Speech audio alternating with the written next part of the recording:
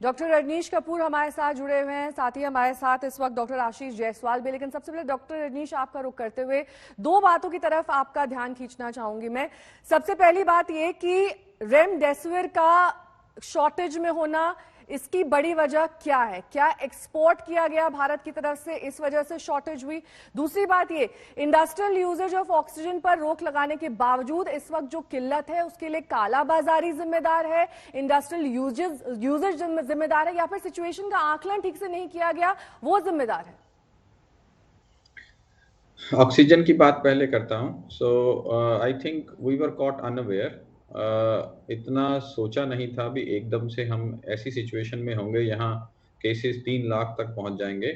So I think let's be positive. It's a murky situation, but इसमें negative बोलने से या नेगेटिव डिस्कशन करने से कुछ हासिल नहीं होगा। तो गवर्नमेंट ने पहला स्टेप उठाया, इंडस्ट्रियल ऑक्सीजन सप्लाई को डाइवर्ट किया गया, कर रहे हैं। I think it's happening. तो उससे कोई बहुत ज्यादा अंतर नहीं है, 150 मीट्रिक टन का ऑक्सीजन डाइवर्ट होगा। बट एक और दो रेगुलेशंस मेरे माइंड में हैं जो गवर्नमेंट को बहुत स्ट्रिक्टली ऑर्डर पास करना चाहिए। जितने गवर्नमेंट हॉस्पिटल्स हैं अक्रॉस इंडिया, सभी में अभी फिलहाल इलेक्टिव सर्जरीज को बंद कर देना चाहिए। जो इमरजेंसी सर्जरीज हैं सिर्फ वही सोचें, क्योंकि जो भी सर्जरी होता है उसमें बहुत ऑक्सीजन सप्लाई चला जाता है। सो पहला इस वक्त जरूरत है जो कोरोना से पेशेंट ऑक्सीजन डेफिशिएंसी से जिनका मोर्टेलिटी हो रहा है, डेथ हो रहा है, उसको रोका जाए और उनको ऑक्सीजन प्रोवाइड कराया जाए।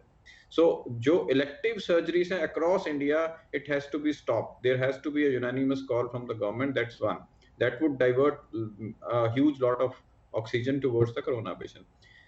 कालाबाजारी हो रहा है, नो डाउट। बहुत सारे लोग ऐसे होते हैं जो इस वक्त का फायदा उठाते हैं या ऐसी चीजें करते हैं, तो उनको रोकथाम करना पुलिस डिपार्टमेंट का काम है, गवर्नमेंट का काम है, उसको भी स्ट्रिक्टली करना चाहिए। बट अभी फिलहाल all the focus should be how we can have a better supply of oxygen to the hospitals where corona patients are being treated, number 1। Number 2, आपने रेमडेसिविर का बात किया।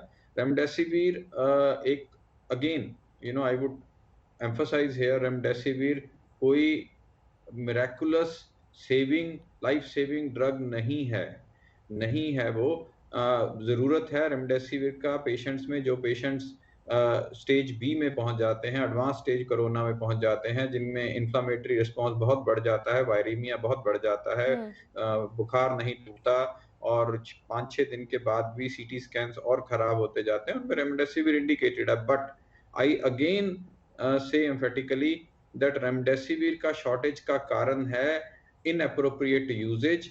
बहुत पैनिक है हर जगह पे। रेमडेसिविर डे 1 डे 2 पे स्टार्ट किया जा रहा है, जिसको आराम से पीछे किया जाता। एंड ऐसा भी नहीं है भी रेमडेसिविर स्टार्ट हो गया तो वो पेशेंट एकदम से ठीक होगा। It's not a miraculous life saving drug. It definitely gives advantage to the patient whosoever requires it, but it has to be appropriately used। ये कुछ चीजें करके हम कर सकते हैं। बिसाइड्स एक्सपोर्ट रोका जाए, इंपोर्ट और किया जाए, ये सब चीजें साथ साथ। डॉक्टर आशीष जायसवाल भी हमारे साथ लगातार जुड़े हैं। डॉक्टर आशीष, ने देखा है किस तरीके से इस वक्त बहुत ज्यादा लोड है, खासतौर पर जो पैथ लैब्स हैं जहां पर टेस्टिंग होती है, जहां पर आरटीपीसीआर के रिजल्ट्स आते हैं। ऐसे में लोग लंबी कतारों में हैं। अगर आप कॉल करते हैं तो आपको हो सकता है 2 से 3 दिन बाद का वक्त मिले, हो सकता है आपकी रिपोर्ट ही 3 दिन बाद आए। ऐसे में एक आशंका मन में रहती है कि हम पॉजिटिव हैं, नेगेटिव हैं, किस तरीके से अपना ट्रीटमेंट शुरू करें। ऐसे पेशेंट्स के लिए आप क्या कहेंगे जिनके सारे सिम्टम्स हैं लेकिन लैब रिपोर्ट्स ही नहीं आ पा रही हैं? देखिए, हमको ना इसमें 2 बहुत इंपॉर्टेंट पॉइंट हैं। सबसे पहला तो है कि अगर किसी को फीवर आ रहा है या जो हमारे आजकल दिख रहे हैं जो एटिपिकल सिम्टम्स हैं कोविड के, अगर वो आ रहे हैं तो वो अपने को कोविड ही माने, क्योंकि हम लोग जितनी जल्दी अपने को आइसोलेट कर लेंगे उतना ही हम लोग इसको कम स्प्रेड करेंगे। हमको पता है जो ये वायरस है, अगर एक घर में किसी को हो रहा है तो सब में ही हो रहा है। तो इसलिए सबसे इंपॉर्टेंट है, अगर हमें सिम्टम्स हैं तो हम अपने को आइसोलेट करें, बहुत ज्यादा रन ना करें। जब आपका नंबर आए तब जाके अपना आरटीपीसीआर कराएं। सेकेंड एक इंपॉर्टेंट पॉइंट है कि इस बार 30 से 40 पेशेंट्स ऐसे हैं जो कोविड पेशेंट्स हैं जिसके अंदर आरटीपीसीआर निगेटिव आ रहा है, यानी उनके अंदर भी आप आरटीपीसीआर निगेटिव आ जाएगा तब भी मैनेजमेंट यही है, ट्रीटमेंट यही है, आजकल हम लोग ने टेली कंसल्टेशन बहुत बढ़ा रखा है, सभी डॉक्टर्स कर रहे हैं। तो जैसे ही सिम्टम्स हो आप अपने डॉक्टर को मिलें, समझें, घर पे रहें, पैनिक ना हो, क्योंकि पैनिक से सिचुएशन और खराब हो जाएगी। जैसे पैनिक होगी वैसे काला बाजारी स्टार्ट होगी, वैसे ही चीजों का मिसयूज होने लग जाएगा। देखिए ये अनप्रेसिडेंटेड इवेंट है, अचानक से 10 दिन में इतने केसेस बढ़ गए हैं कि सारा सिस्टम कोलैप्स हो रहा है। ग्रेजुअली अगर हम लोग पैनिक कम करेंगे तो हो सकता है कि हम लोग उसको जल्दी इस पे जीत सकते हैं। डॉक्टर मनोज भी लगातार हमारे साथ जुड़े हुए हैं। डॉक्टर मनोज, मैं आपसे ये जानना चाहूंगी, जिन लोगों को ऑक्सीजन सिलेंडर मुहैया नहीं हो रहा है, ऑक्सीजन लेवल्स लगातार गिर रहे हैं, सांस में लेने में दिक्कत आ रही है, एक वीडियो इस वक्त फ्लोट कर रहा है जिसमें कहा जा रहा है कि अगर आप अपने पेट के बल लेट जाते हैं एक स्पेसिफिक तरीके से एक तकिया के साथ, तो आपके ऑक्सीजन लेवल्स को इंप्रूव करने में थोड़ी मदद मिल सकती है। आप इसको किस तरीके से एंडोर्स करते हैं?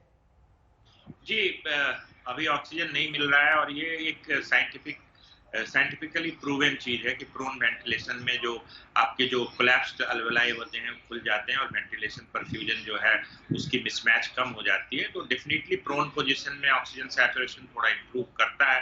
बट ये चूंकि आपको मालूम है कि कोविड-19 में ऑक्सीजन ही प्राइमरी थेरेपी है। आप ये मान जाएं कि ऑल मॉडरेट केसेस जो होते हैं कोविड-19 के उसमें ऑक्सीजन की जरूरत पड़ती है। 55-60% लोगों को ऑक्सीजन की जरूरत पड़ती है। ये थोड़ी देर के लिए आपका ऑक्सीजन कुछ 2% सैचुरेशन 1% इंप्रूव होता है प्रोन पोजीशन में, बट ये कोई तरीका नहीं है जिससे कि आप बच जाएं ऑक्सीजन रिक्वायरमेंट से। तो ऐसे हालात में इमीडिएटली घर पे ठीक है, आप प्रोन पोजीशन पे लेट के एक बार दोबारा सैचुरेशन चेक कर लें और ये बिल्कुल मान लें कि अगर 90 से कम है नॉर्मल पर्सन को और 89% से नीचे अगर आता है आपके सीओपीडी जो क्रॉनिक लंग डिजीजेस के पेशेंट्स हैं तो उनको ऑक्सीजन की रिक्वायरमेंट पड़ेगी। तो मेरा ये कहना है कि प्रोन पोजीशन थोड़ा हेल्प कर सकता है, बट ये कोई थेराप्यूटिक मेजर नहीं।